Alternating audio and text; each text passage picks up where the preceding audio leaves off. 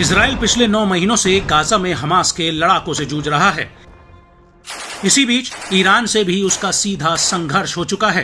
दोनों में युद्ध छेड़ने तक की नौबत आन पड़ी थी। लेबनान से भी इजराइल को कड़ी टक्कर मिल रही है।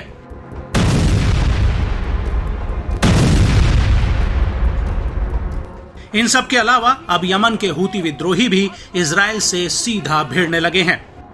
लड़ाके ड्रोन से लेकर लंबी दूरी की बैलिस्टिक मिसाइलें दाग रहे हैं। इजरायली बलों के मुताबिक हूती विद्रोही 200 से ज्यादा बार इजराइल पर हवाई हमले कर चुके हैं। मगर बीते 19 जुलाई 2024 की दरमियानी रात को हूतियों के एक ड्रोन ने इजरायली सुरक्षा कवच को भेदते हुए राजधानी तेल अवीव में जमकर तबाही मचाई, जिससे इजराइल का सबसे सुरक्षित माने जाने वाला एयर डिफेंस सिस्टम आयरन डोम फिर से सवालों के घेरे में आ गया है। अकेला आयरन डोम ही नहीं बल्कि सी डोम और बाकी एयर डिफेंस सिस्टम हूतियों के ड्रोन के आगे गच्चा खा गए।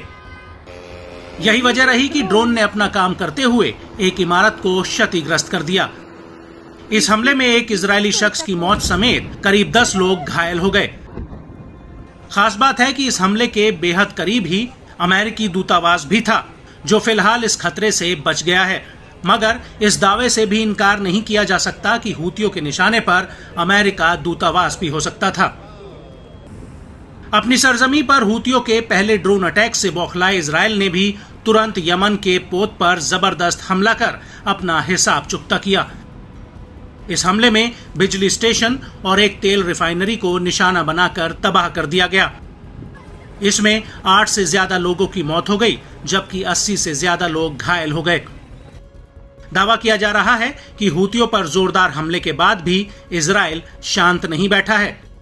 इजराइल ने हूती ड्रोन की घुसपैठ पर जांच बिठा दी है। बताया जा रहा है कि हूतियों के हमले ने एक बार फिर मानव रहित विमान यानी यूएवी के खिलाफ इजराइल के एयर डिफेंस सिस्टम की कमजोरी को सामने ला दिया है। यूएवी अपनी धीमी गति, कम ऊंचाई पर उड़ान भरने के कारण हाई स्पीड रॉकेट मिसाइलों के मुकाबले राडार में आने से बच जाते हैं। इन यूएवी ड्रोन को ट्रैक कर पाना और सतह से हवा में मार करने वाली मिसाइलों से रोक पाना मुश्किल हो जाता है, जिसके चलते ये दुश्मन देश की सीमा में चकमा देकर अपने काम को अंजाम दे देते हैं। हूती विद्रोहियों के सैन्य प्रवक्ता याया सारी ने भी इजराइल में खलबली मचाने वाले ड्रोन के बारे में बताया कि ये एयर डिफेंस सिस्टम से लेकर रेडार तक के चंगुल से बच निकलता है। इजरायली सेना ने हमलावर ड्रोन को ईरान का बताते हुए कहा कि ये लेटेस्ट समद 3 ड्रोन है। हालांकि हूती समूह ने इसे खुद का ड्रोन बताया है। रिपोर्ट्स के मुताबिक अपग्रेडेड समद 3 एक हूती यूएवी है जो 2.8 मीटर लंबा है। इसका विंग स्पैन 4.5 मीटर है, जबकि इसकी रेंज करीब 1500 से 1800 किलोमीटर है और ये 250 किलोमीटर प्रति घंटे की स्पीड से उड़ान भर सकता है। खास बात है कि यमन से तेल अवीव की दूरी 2000 किलोमीटर से ज्यादा है। ऐसे में इस बात से गुरेज नहीं किया जा सकता कि हमले में इस्तेमाल किया गया यूएवी या तो समद सीरीज ड्रोन का अपग्रेडेड या कोई अन्य मॉडल हो सकता है। दावा है कि तेल अवीव पर हमला करने वाला हूती ड्रोन एक समद 3 ड्रोन था। इसका पेलोड कम कर दिया गया था जिससे वो ज्यादा दूरी तय कर सके। समद सीरीज में जासूसी और स्ट्राइक ड्रोन की एक अच्छी खासी लिस्ट है, जिसमें समद 1 स्पाई यूएवी और समद 4 3 मीटर लंबा स्ट्राइक ड्रोन है। हूती लड़ाके कासेफ 1 और कासेफ 2 के आत्मघाती ड्रोन भी ऑपरेट करते हैं, जिन्हें कम लागत वाले और कम ऑपरेशनल रेंज वाले यूएवी माना जाता है।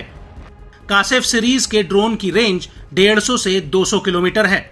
हाल ही में इन्हीं ड्रोन्स ने लाल सागर में अमेरिका और ब्रिटिश वॉरशिप को निशाना बनाया था।